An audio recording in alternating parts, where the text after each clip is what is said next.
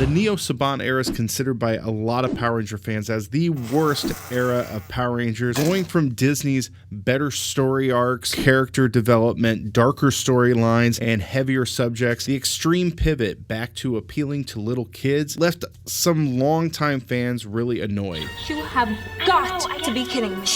Power Rangers Dino Charge is the diamond in the rough that even the biggest Neo-Saban haters admit is pretty decent. Personally, my own opinion, this season is in my top 5. But what was the difference between this season compared to the last two? Was it the appeal of the classic dinosaur theme? Was it the cast having perfect chemistry? Or was this the fact that this season had an army of 10 Rangers, even adding an 11th Ranger in Cosmic Fury? It's odd to see this season being so much better than the one before it, when that one was literally handed what most Sentai fans consider like the perfect Sentai season of all time. How did they mess it up that bad, but this is so much better? He has a point. When Saban bought back Power Rangers from Disney, he went to work hiring some old faces that everybody knew from the franchise, and not just on screen, like Paul Schreier and Ricardo, but behind the scenes as well. Veteran writers like Jill Donnellan, who did Lost Galaxy and Wild Force. Amit Bhowmick did Forever Red and was the inspiration behind doing the never seen Hexagon season that has always been a big lore in the fandom that never happened. Even voice actor Michael Sorich, who voiced Squat and Pumpkin Rapper, wrote one episode of Samurai. But out of the 16 or so writers who did stuff for Samurai and Megaforce, only 2 did anything with Dino Charge. Both writers, Mark Handler and James W. Bates, only did 1 episode of Dino Charge. When looking at producers, it can be kind of hard because Saban is always listed as a producer, even when he basically has nothing to do with the show anymore.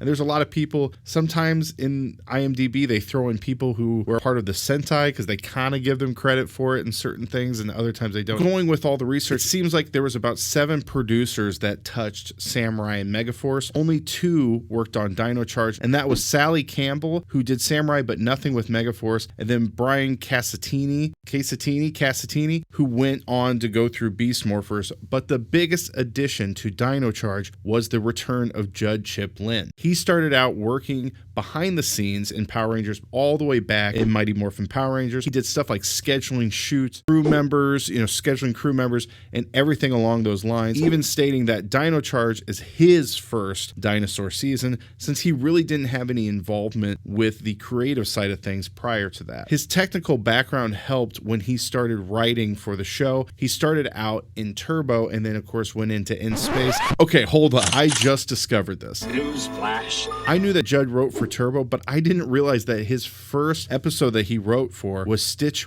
Witchery, which is the first episode that the brand new cast had all to themselves. They passed the torch, brand new cast. And if you've seen my breakdowns of the Turbo season, the first half with the OG cast was really off the rails, and I don't mean that in a positive way.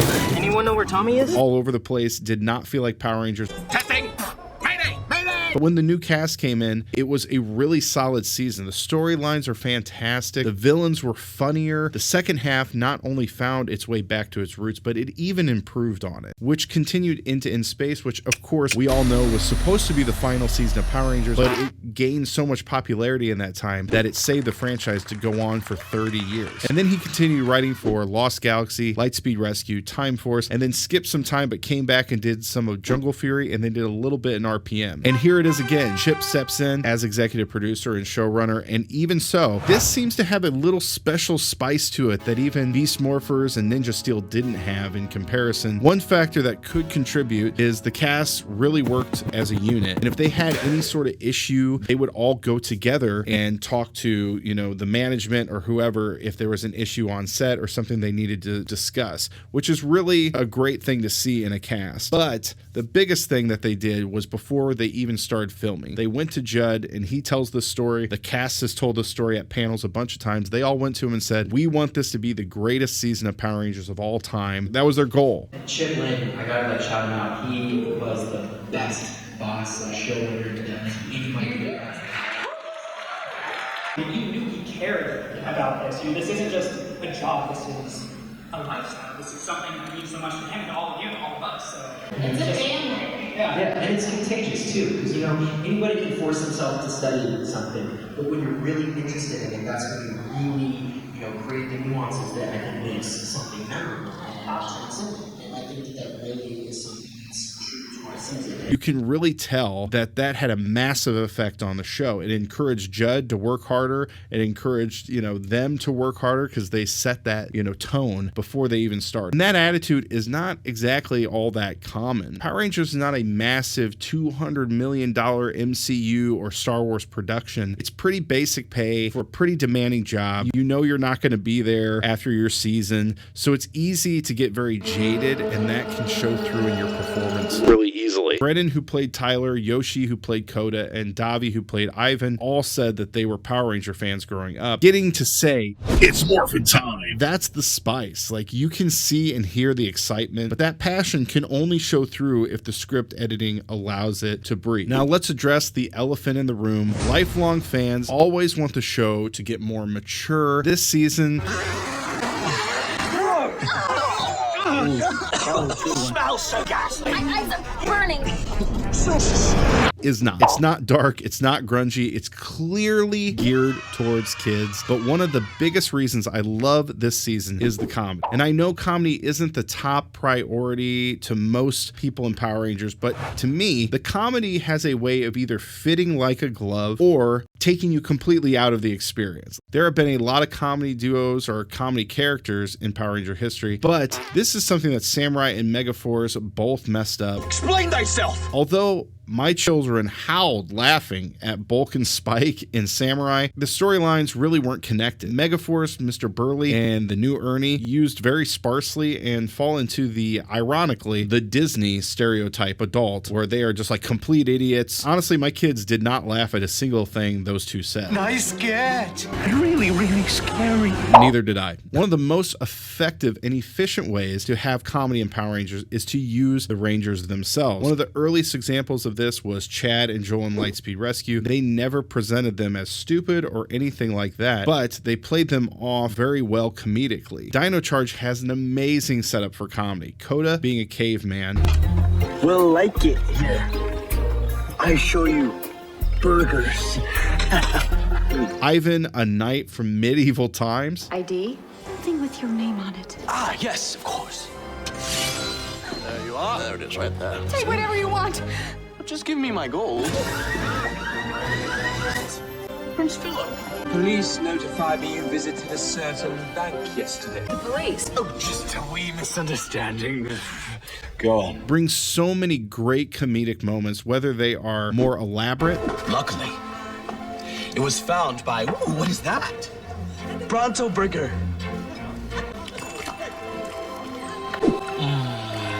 You want to get fries? Wait! How does it end? Oh, 800 years of darkness, then you saved me, and here I am. Or you blink and you miss it. What I love about them is they aren't dumb or not respected. They are a fish out of water. They both show intelligence of their own time. Coda being able to track and his strength and his fighting ability. Ivan is very observant of human behavior. Although technology and the world has changed in those ways, basic human behavior hasn't, which he seems to be very intelligent in, as well as his incredible sword fighting abilities. And even the lesser kooky characters like Prince Philip with his proper speech, or Chase's self-centered lady man ego with his New Zealand accent, they have their moments to be used in a comedic way. That's beautiful. It looks very authentic. You must have studied at the university. At the what? He's actually a cave. Your sword. If I'm not mistaken, it's from Xandar. That is right. Beautiful replica. Replica? King George himself gave me this sword. The King George gave it to you? You're right. Next you'll be telling me that he's the Prince of Xandar. Prince Philip III. Pleased to meet you, Mr. Navarro.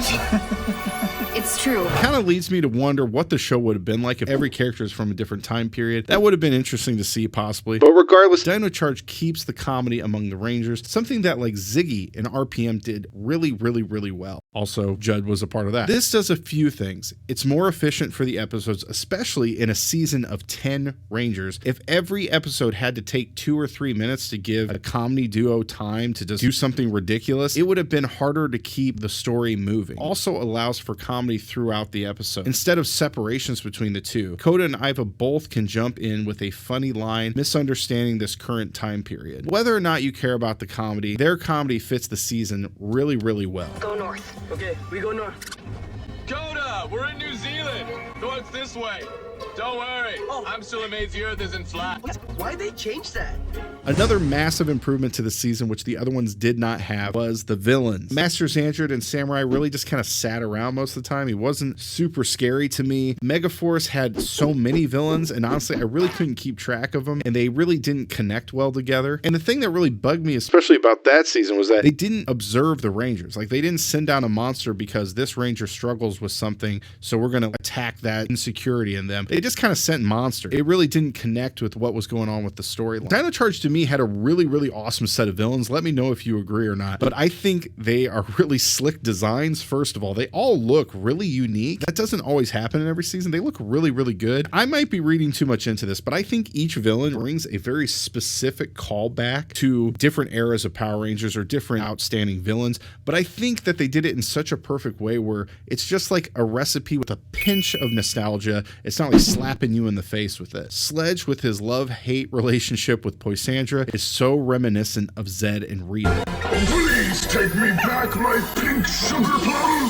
Not good enough! You should have put a ring on it! But it isn't a carbon copy, and Sledge is the one in charge. Poisandra is more of a henchman, but they do kind of have that feel. He is the classic kind of meathead bad guy. He's not beating the Rangers with intelligence, but by brute force most of the time he gets some things done, which makes me think of Zed. Fury is a really good Goldar-like character. He has a lot of interactions with the Rangers, very intimidating at first, but sort of fades kind of to the background in the second season, which actually is exactly like Goldar. He kind of just fades away into kind of being a goofy character. Wrench is a very cool looking character. He's got a great design, and he's kind of the Finster character. He doesn't get a lot of screen time, but he's really cool though. Then moving into Super Megaforce, then moving into Super Dino Charge, Heckle and Snide. A few people have commented on videos before, human villains are more interesting. Astronema, Rancic, or Anton Mercer. Some of you pointed that out. I see what you mean. I haven't really thought of it that way. I just kind of view them all as villains, but there is way more range in having an actual human being be the villain. You can have them go from being like this heartless monster to having a human moment showing their natural human issues. And that gives us this villain who is more homage to the later seasons of Power Rangers like Astronema. Plus, the story arc of Heckle returning to Cosmic Fury as the Dark Ranger is actually exactly like Astronema becoming a Ranger later on. I always used to say that Astronema was the only one who ever became a Ranger, but I guess that's not true anymore. Heckle did. And of course, I got to give a shout out to my buddy Campbell Cooley, who voiced Snide. Outstanding guy. Go check out my interview with him because he's amazing. Even Singe is a really great Darkonda character. The tension between him and Fury is really fun. Plus, the reveal of Lord Arcanon is great. And I think they did a good job with Lord Arcanon. He was very menacing. They did a better job with him than Super Megaforce, where they showed Emperor Mavro at the very end. But honestly, it was kind of like, who is this guy? Oh, okay, we're going to have the big final battle with him. And to me, didn't have a lot of heart to it because we didn't know who he was. I don't remember there being a lot of buildup to like the grand, evil master or anything like that. He showed up at the end, and to me, it just wasn't as special. The writing for the villains in Dino Charge, I think, they knocked it out of the park, honestly. They have all different villains being shuffled around, but at the end, they separate Heckle and Snide, so Snide can work for Lord Arcanon and Sledge, and bring back Sledge. They did such a good job bringing it all back together at the end. And of course, the redemption of Heckle. We can destroy it if we work together. Let's do this! I mean, it was all beautifully done. I don't really know what to say, but Cool. fantastic. Before we talk about the Rangers, let's just address Keeper, because Keeper gets a lot of flack from fans of being a really bad mentor. And I will admit, he is not really as attentive as other mentors. He's not in every episode, but watching it back, I have to say, I think he's in a lot more than people give him credit for. I think people act like he's never, ever there, but he's there a lot more than I remembered. And he does help the Rangers. He does give advice at times, but if I had to defend Keeper a little bit or give him the benefit of the doubt, he is the the keeper of the Energems. Like, that's his priority. He's not really technically supposed to be like helping a team. He's not really the leader of the team. He's really just there to make sure the Energems are safe. If something happens to him, he needs to take the Energems back. That's kind of his real job. I mean, he gave the Energems to dinosaurs and was just like, here you go. Like, he didn't really have a plan. Take them and run. But I thought it was kind of funny or interesting to find out that Richard Simpson, who voices Keeper, who also voiced Galvanax and Ninja Steel, he's better known as Richie Simpson. He is a metal singer for several bands over the years. One that was called City of Souls, and then a band called New Way Home. He has a whole music career outside of doing some voice acting on the side. Now, I do have to say, they never reveal how Keeper and Kendall met. How did Kendall get involved with the Energems? There's really not much. They show her and Chase finding Coda, but how did she get hooked up with Chase? How did she know anything about this? So it's kind of interesting. They don't really ever address that. What happened to them? And I also think for Keeper's sake, the team up in Beast Morphers, he got a little more screen time, and I think that kind of helped his credibility a little bit, maybe. All right, let's talk about the Rangers themselves. There are 10, so this could take a little time, but overall this season has some of the most memorable Rangers of all time, and it also has some of the worst, in my opinion. But let's start with the ones who have a shorter screen time. Xenowing appears in the last 8 episodes, but he does have a pretty good storyline. Having an evil side of him that was Doomwing, I think for kids, that is probably more epic than for the adults. But honestly, for a character that only had 8 episodes, it's not bad. After his main storyline, he does kind of fade to the background, even to the point where there's this funny scene. Shelby, made a Zord, and Xenowing says, well, if I need an assistant, I know who I'll call. And then she's like, I'm not interested. He's like, very good. Walks off immediately, runs away, which is kind of funny. It just cracked me up on that. Unfortunately, voice actor Alistair Browning passed away in 2019. He voiced several monster du jours in the early seasons of Power Rangers when they came to New Zealand, but he also played Jake Brooks, the yellow Ninja Storm Ranger, Waldo Dustin Brooks' dad. Hey, Dustin told me everything about you guys. Not everything. This is my boss, Kelly. Hey, nice to meet you. Hey. Can I help you with something? Dad thrashed his last pair. Told him everything he knows. He did, yeah, it's true.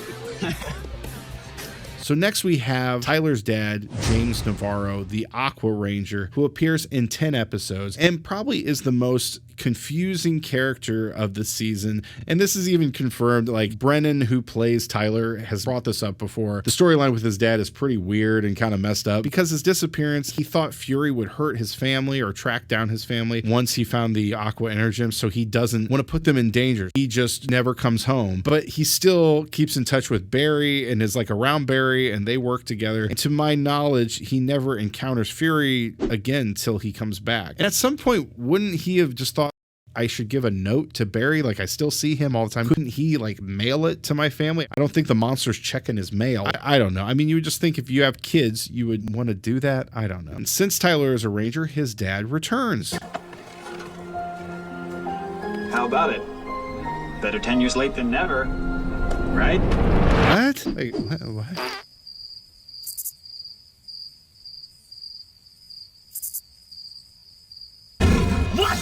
But immediately, Keeper tells him he should go out to find the other Energems, so he just leaves his son again. This is definitely due to limited footage of the Aqua Ranger, and most kids won't think about how weird that is, that a dad who hasn't seen his son in 10 years is just like, well, peace out, It's very strange. And lastly, for our limited screen time Rangers, we have Prince Philip, With my robot, who is so inspired by witnessing the Ranger's bravery, he uses his vast wealth to have people search for an Energem. Finally, he comes across the graphite Energem, but it won't bond with him until he proves he is worthy. And he goes to work paying for food shelters and all sorts of charities, but ultimately it's because he was brave in a moment and saved a little girl from danger, even when it would put him in danger. Then that's when the Energem bonded. And he appears in 13 episodes. And to give it some perspective, Lightspeed rescues Titanium Ranger and Orion, the Silver Ranger from Super Megaforce, both only appeared in 14 episodes of their seasons. So Prince Philip being in 13 episodes is really not bad for someone who's like a 7th or 8th Ranger. And then the other two, like, they were in a decent amount comparatively. So they really did a good job. And he doesn't have the epic, like, snake tattoo storyline like the Titanium Ranger, but he gets a good character development, learning what true bravery is, stepping away from his safe and comfortable life. So he's a pretty decent character. Then we have Kendall, or Miss Morgan. It's Miss Morgan.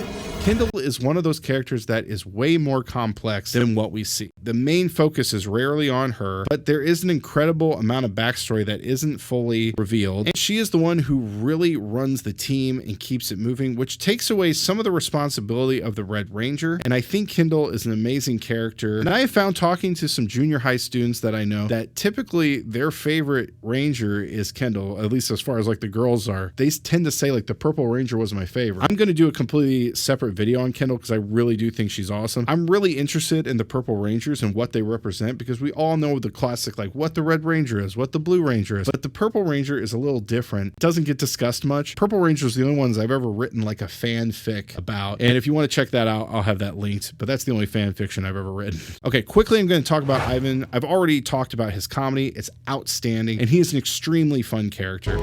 Spectacular. Very insightful and brings a charm unmatched, I think. But I don't know what else to really say about him besides he's just absolutely iconic, amazing character. And like Ivan, I've already talked about Koda. Yoshi, who played Koda, has a huge love for Sentai and Power Rangers both. He even appeared in a season of Sentai, I believe. He really is one of the best parts of the season. He brings the comedy to such an amazing level while also being one of the best characters in Power Rangers history. And there's so much more to him as an actor, but I think he needs a separate video as well about him and his brother Peter. So once again, he gets the iconic stamp. And personally, I could see this trio, Kendall, Ivan, and Koda, making a great animated kids show, Power Rangers Dino Zoo, because it could be Kendall as the main character with her two helpers, Ivan and Koda, whose shenanigans from being a knight and a caveman could fester some really fun interactions. That's my pitch. Power Rangers Dino Zoo. Oh, good grief. Good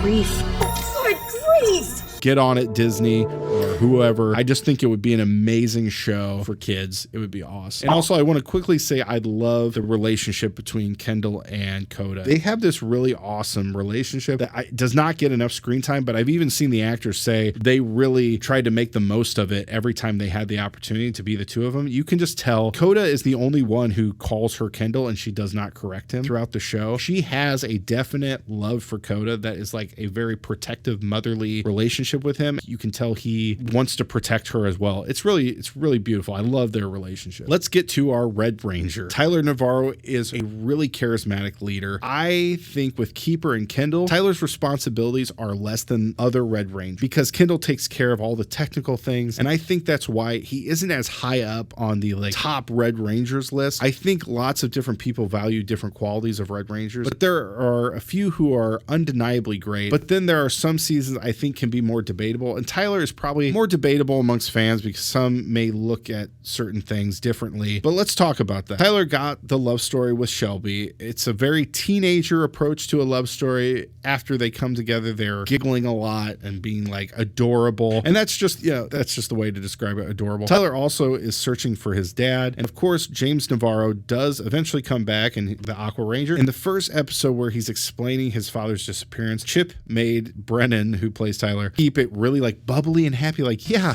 my dad left me 10 years ago, because it's a kid's show, and some people might harp on that sort of thing, like he's not a serious character. But regardless of the debate, Tyler never has a poor moment. At least I don't believe. Like some fans, they really go after someone like Nick from Mystic Force or Mac in Operation Overdrive because they thought about maybe giving up at some point. By that standard, Tyler never gave up. He was always focused on doing the right thing no matter what, which isn't the case for every Ranger in every season. Ultimately, I think what I enjoyed about Tyler most was the actor's love and appreciation for Power Rangers. You can hear it in his voice every time he yells, "It's Morphin'," or his catchphrase.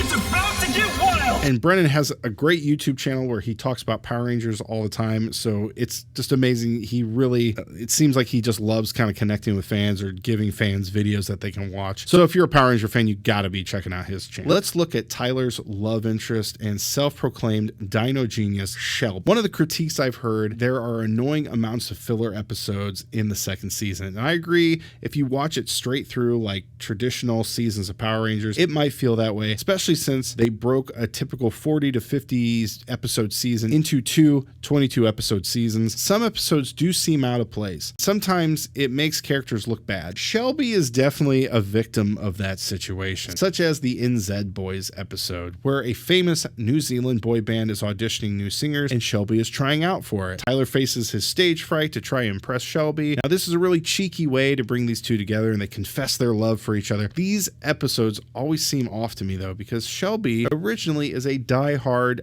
dinosaur person, and she wants to study dinosaurs. Also, she's been a ranger for a really long time, and then she's auditioning for a band? What? To travel the world? Okay, but it makes Shelby look really shallow, or just like she doesn't understand what she's getting herself into. And with that being within the last 10 episodes of her story arc, it's so like uncouth. And we've seen stuff like this before. Connor from Dino Thunder comes to mind, where he tries out for a pro football team, but ends up choosing to be a ranger instead. The difference is Connor is facing this dilemma in episode 3, when he is still kind of on the fence about being a ranger just in general. And Shelby has had all this time to see how special being a ranger is, and she doesn't seem to be thinking about the consequences. Another part that gets criticism that involves Shelby is the way Miss Morgan treats her. First, I want to point out that this is a story arc. Like, Kendall is annoyed by Shelby at the beginning, but she does respect Shelby at the end, and you can see the progress through the show. I've seen Claire Blackwelder, who played Kendall, get asked this question in an interview, and she states that Kendall saw the inexperience in Shelby, and she was tough on her because Shelby thought she already knew everything, stating stuff like, You need me. And I want to help. And I have to say, I've had this happen so many times as a band leader. I run a 20-piece big band. I've had many times where a new musician joins the band. Before they even know how to play the music, they're coming up to me like, I'll play like 3 or 4 instruments. I'll sing. Actually, my girlfriend's a singer. She should come sing for you. And I understand they're excited, but they want to do everything except the task I need them to do. Like, I want them to play this instrument. That's what they came in to do, but they just want to play anything but that instrument. Shelby is hired as a waitress, and instead of really doing her job, she's inserting herself into Kendall's business when she isn't wanted. So when she becomes a ranger, Kendall isn't excited because she really just gets stuck with Shelby, but their relationship does blossom in the end. And maybe it's time you called me Kendall. Okay, Kendall. Oh, that sounds really weird. And I have a ton of other things I'd like to say about Kendall, but again, I'll get a different video for that. And I don't mean to harp on Shelby because she really is a fun character, but she also has this very teenage angsty relationship with her father. Her family owns Watkins Ice Cream, a massive name in the snack world, and her dad is sending her to business school, but she doesn't want to go to business school. First of all, you want to study dinosaurs. Knowing business could be a really helpful thing to know, especially when your dad is covering your schooling for free. I majored in music business. Business is really just the study of human behavior mixed with like some finances. It has benefited me in more ways than I can count. But she convinces her dad to let her drop out of business school and then proceeds to try out for a band to, I guess, drop out of dinosaur school. Just chill out and have fun. Okay, I know I'm probably being too serious, but Shelby does have her moment of realizing she isn't perfect. When creating the Spinosaurus Zord, she didn't have confidence in herself, and that is where I think she does shine. She finally admits to herself she doesn't know everything, and maybe she needs to push through, never give up. That's where I think Shelby gets her victory in this season, really. Speaking of love stories, let's go to the Kiwi ladies' man with endless self-confidence, Chase. I look really good on it. Every season, there seems to be a character that gets the he's a sexist comment. Like Mike and Samurai, Jake and Megaforce, people call him a creep. And some characters might have some debatable points, but Chase definitely is not. I've seen a few people say he is. His ego and persona he puts on is a front for his insecurities. And once again, it's a story arc. He starts to date Kaylee, and he does all the typical moves, showing off his medals and trophies, making her sit at the skate park for hours watching him skate. That was annoying and inconsiderate, but I wouldn't say it's sexist. He's not really abusing her. Kaylee, of course, breaks up with him, but she ends up falling in love with the Black Ranger. Chase uses this opportunity to start to listen more, learns Kaylee is extremely smart and wants to be an astronaut, and Chase even takes her on a picnic later on where he gives her a spaceship model he made for and a basket full of astronaut food. Luckily, Only one girl I've flown to the moon for, and thanks to you, it's ruined now. Kaylee finds out that Chase is a Power Ranger. Great ending to their love story, but you can see how Chase changes over the season. And I think Chase is a really fun, iconic character as well. And you get to see that story. Riley! I'm sorry, Riley to me is the most problematic ranger. Ouch. Potentially in history. I don't know. I have to think about this more. Although I rarely see people complain about Riley, he's done a lot of things that people complain about other rangers for. Biggest problem I saw with him is that he blew off his responsibilities as a ranger so he could train Coda to fulfill his own dreams of being a baseball player. Hey. What's up? We need you to join us to test it out. Okay. No way. We got batting practice and sprints. I'm sorry, guys, but testing's gonna have to wait. Wait until when? That sports sponsor's still out there. Riley, we have to be ready. And we will be ready. Trust me. Come on, Coda. Hustle up. Now, that type of storyline has made fans hate Rangers in the past. Now, he does something that a lot of Justin haters bring up all the time, which is he uses his powers for personal gain. But that is only the tip of the iceberg, really. So I think I may make a video on him separately, but mainly I think his focus episodes are kind of minor. Like, I don't think he grows a lot from them. He deals with an old bully. The bully admits at the end that he's always been jealous of Riley because Riley's so smart. And Riley, I guess, was jealous that he was popular, but he was a terrible guy. So I don't know. It's like, were you looking up to him? I don't know. Riley has also an episode where he outsmarts a monster. I guess he's as smart as he thought he was. And that reminds me.